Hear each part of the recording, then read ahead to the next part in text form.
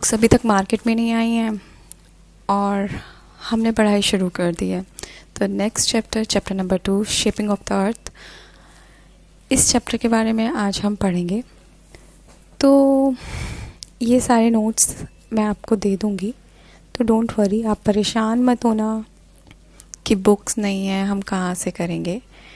अभी आप लोगों को ये सारे नोट्स मिल जाएंगे और इन नोट्स के थ्रू आप बिल्कुल भी परेशान नहीं होंगे, सारा का सारा चैप्टर बहुत ईज़िली कर पाएंगे। मैं आपको कुछ क्वेश्चंस भी, इम्पॉर्टेंट क्वेश्चंस भी बताऊंगी कि ये क्वेश्चंस कौन कौन से क्वेश्चंस हैं जो इसमें आने के चांसेस हैं। तो चलिए शुरू करते हैं हम अपना chapter the shaping of the earth. आज हम पढ़ने वाले हैं एक super interesting chapter, shaping of the earth. और ट्रस्ट मी, ये चैप्टर बोरिंग बिल्कुल नहीं है, क्योंकि इस चैप्टर में अर्थ के अंदर वॉल्केनो फट रहा है, माउंटेन बन रही हैं, अर्थक्वेक आ रहे हैं और रिवर पूरी अर्थ को शेप दे रही है। मतलब अर्थ भी एकदम एक्टिव प्लेयर है। तो वीडियो को एंड तक देखना, बिकॉज आज हम पूरा चैप्टर इजी और फनी वे में समझने वाले हैं।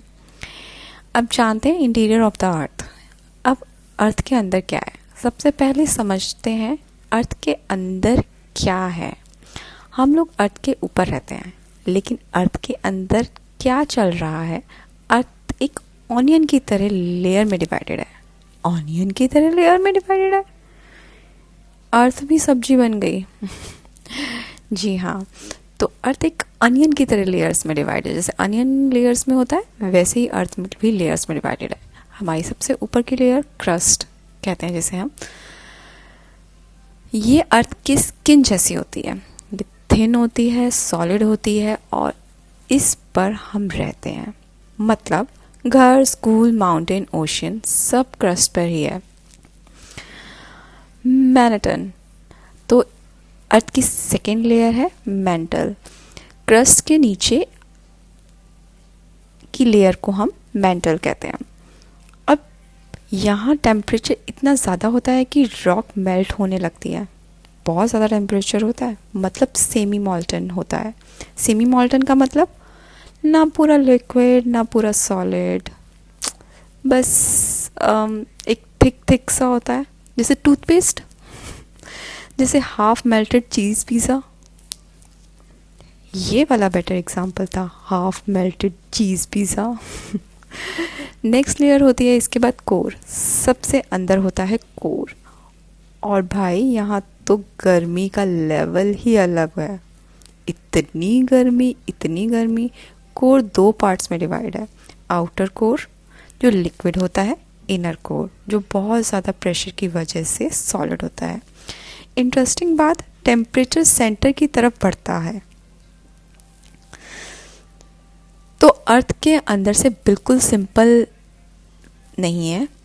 अर्थ के अंदर कुछ भी सिंपल नहीं है। अब देखना है कैसे अर्थ के टुकड़े मूव करते हैं। अर्थ के टुकड़े मूव करते हैं। प्लेट टेक्टोनिक, अर्थ का आउटर लेयर टूटकर बड़े बड़े पीसेस में डिवाइड है। इन्हें बोलते हैं टेक्टोनिक प्लेट। और ये प्लेट कंटिन्यूसली मूव करती हैं। मतलब अर्थ के नीचे परमानेंट ट्रैफिक चल रहा है, तभी तो मूवमेंट हो रही है। ये प्लेट बहुत स्लोली मूव करती हैं, इतनी स्लोली कि आपका होमवर्क कंप्लीट होने से भी स्लो। अब जब प्लेट मूव करती हैं तो ऑब्वियसली कुछ ना कुछ धमाका तो होगा। जब प्लेट सडनली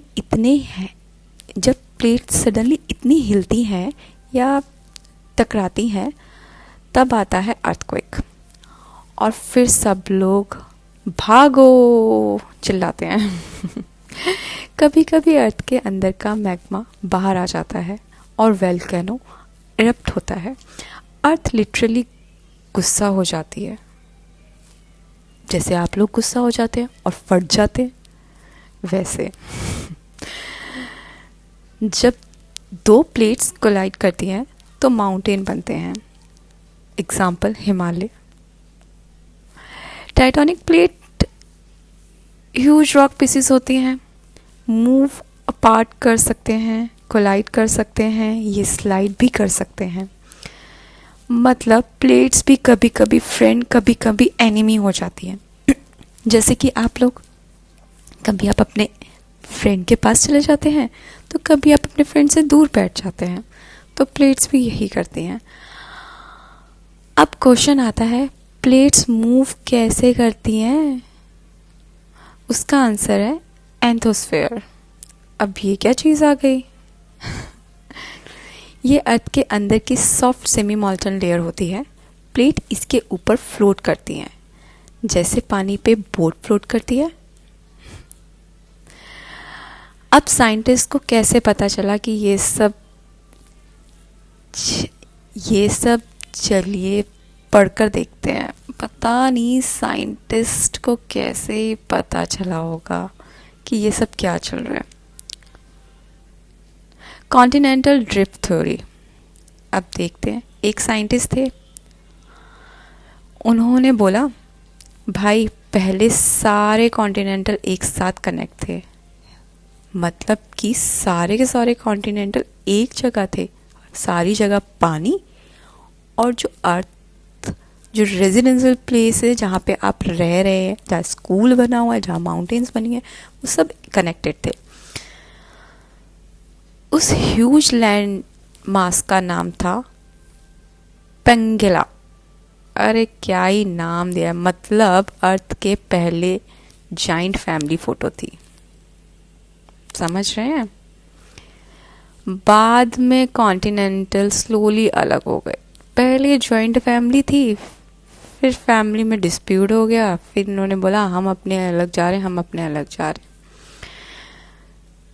फिर आई sea floor spreading theory. Scientist ने देखा कि ओशन फ्लोर के बीच से मैग्मा बाहर आ रहा है, नई क्रस्ट बन रही है और ओल्ड क्रस्ट साइड से पुश हो रही है, जैसे पिज़्ज़ा डो को साइड में धक्का दे देता है। हाँ जी, फिर आया कन्वेंशनल करंट थ्योरी। अर्थ के अंदर हीट की आवाज़ से सर्कुलर मूवमेंट होती है। हॉट मटेरियल ऊपर आता है, कूल मटेरियल नीचे जाता है। इसी मूवमेंट को बोलते हैं कन्वेंशनल करंट। Plate boundaries. अब प्लेट 3 तरह से मूव करती हैं। डाइवर्जेंट बाउंड्री, जब प्लेट्स एक दूसरे से दूर जाती हैं, न्यू क्रस्ट बनाती हैं। कन्वर्जेंट बाउंड्रीज, जब प्लेट टकराती हैं, माउंटेन और वॉल्केनोस बनाती हैं। और ट्रांसफॉर्म बाउंड्री, जब प्लेट साइड करती हैं, साइड बाय साइड, अर्थक्वेक आता है। इंटरनल फोर्स अर्थ के अंदर से आता है। ये कॉज करता है earthquake, volcano, mountain building. External force earth के बाहर सरफेस पर काम करते हैं, जैसे कि रिवर, विंड, सी वेव्स वगैरह, ये सारे हमारे एक्सटर्नल फोर्स है। अब वेदरिंग मतलब रॉक का टूटना। सिंपल लैंग्वेज में बोलूं, जैसे बिस्कुट को प्रेशर दो और वो टूट जाए, वेदरिंग वही काम कर रहा है। कॉजिंग वेदरिंग, कॉज किस लिए होता है वेदरिंग? हीट की वजह से, वाटर की वजह से, विंड की वजह से, प्लांट्स की वजह से।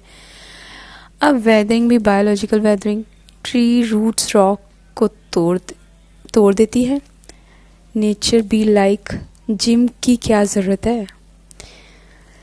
इरोजन क्या है? इरोजन का मतलब होता है टूटे हुए पार्टिकल को एक जगह से दूसरी जगह ले जाना, दैट इज इरोजन। रिवर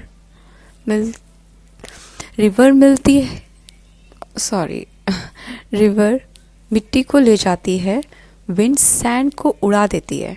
समझ आया? मतलब जो रिवर है वो मिट्टी को बहा ले जाती है और विंड के थ्रू सैंड उड़ जाती है। मतलब नेचर फ्री ट्रांसपोर्ट सर्विस देता है।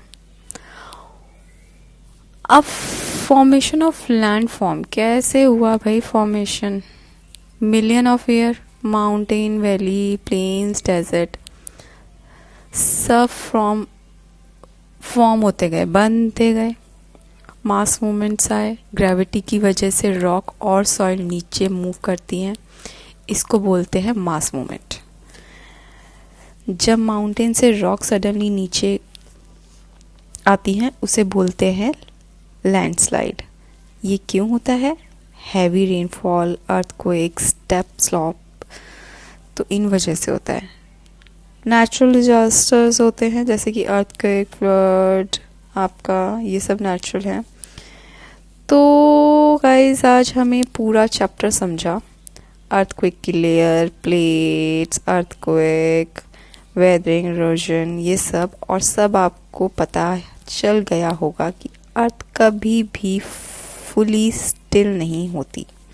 अगर वीडियो हेल्पफुल लगी हो तो प्लीज़ शेयर और सब्सक्राइब ज़रूर करें एंड कमेंट करें कि मैं नेक्स्ट वीडियो इसकी बनाऊं। पूरी की पूरी वीडियो आएगी आपके पास, जो बचे नोट्स हैं इस चैप्टर के वो भी मैं नेक्स्ट वीडियो में कवर करूँगी। तो मिलते हैं नेक्स्ट